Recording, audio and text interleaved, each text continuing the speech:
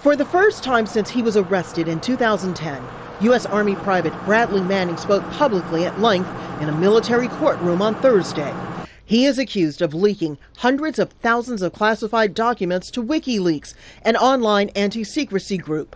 But Manning says because of the abuse he suffered in pretrial detention at Marine Corps Base Quantico, the case against him should be dismissed. Manning says authorities kept him on suicide watch, removing his clothing and isolating him for months. Big improvement to arrive stateside. Big, huge. I felt great about being there.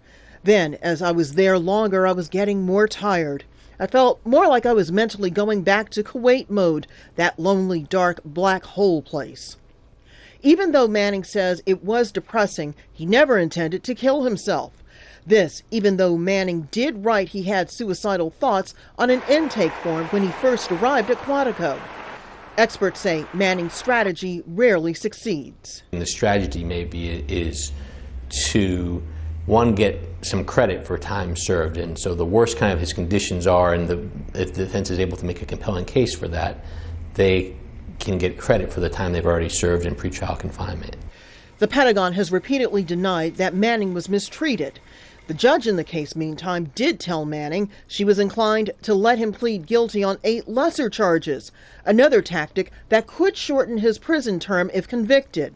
However, Manning is still scheduled to go on trial in February for leaking the classified information. If he is convicted, he could spend the rest of his life in prison.